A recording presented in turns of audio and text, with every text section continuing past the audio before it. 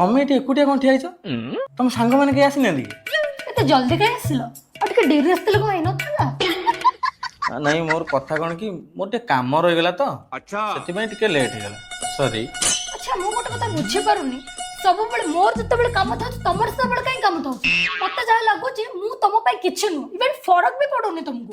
ଆରେ ସେମିତି ନାଇଁ ରେ, ମୋର ଟିକେ କାମ ରହିଗଲା ତ ସେଥିପାଇଁ ଆସିପାରିଲି। ତ ଆଜି ଭଳିଆ ଦିନରେ କଣ ପାଇଁ ରଖୁଛୁ? ରାଗିବିନି କଣ କରିବି, ସମସ୍ତ ଆଗରେ ତ ମୁଁ ବେଜିତ କରି ସାରିଲଣି ନା। ଯୋଉମାନେ ବି ଆସିଥିଲେ ସେମାନେ ମୋ ମୁହଁରେ ତାନା ମାରିକି ଯାଇଥିଲେ। ବୟଫ୍ରେଣ୍ଡ, ଓହୋ ମାଇ ଫୁଟ୍। ଛାଡ ଆଜି ଭଳିଆ ଦିନରେ ରାଗ। ଦେଖିଲି ମୁଁ ତୋ ପାଇଁ କଣ ଆଣିଛି? ଏଟା ମୋ ପାଇଁ ଆଣିଛ? ହୁଁ। ଆଚ୍ଛା ନା ତମ ପାଇଁ ଚାଖଣା ଆଣିଛ? ଆରେ ନା ମୁଁ ତୋ ପାଇଁ ଆଣିଥିଲି। ଓ ଆଚ୍ଛା, ଯୋଉ ବଡ ବଡ କଥା କହିଥିଲ ରିଙ୍ଗ ଦବ ଇଏ ସେ, ରିଙ୍ଗ କାଇଁ?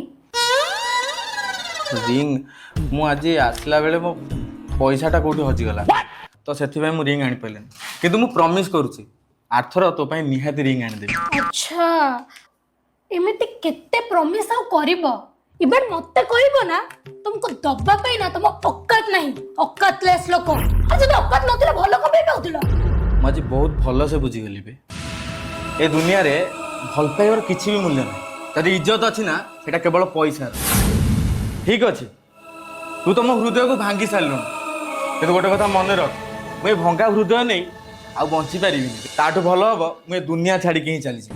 ଆରେ ଦୁନିଆ ଛାଡିକି ଯା କି ସୁରତ ଯା କି ତୁ ଯୁଆଡେ ଯାଉଛୁ ଯା, କିନ୍ତୁ ଏଠୁ ନା ଜଲ୍ଦି ଯା। ମୁଁ ତ ମୁହଁ ଦେଖିବାକୁ ଚାହୁଁନି।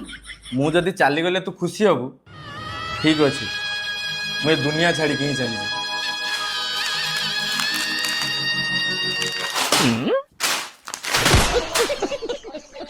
ଆରେ ଏ ଟକା ଏଇ ଯଦି ତୋର ଦମ ନଥିଲା ତାକୁ ଏତେ ପ୍ରତିଶ୍ରୁତି କାହିଁ ଦେଖଉଥିଲୁ?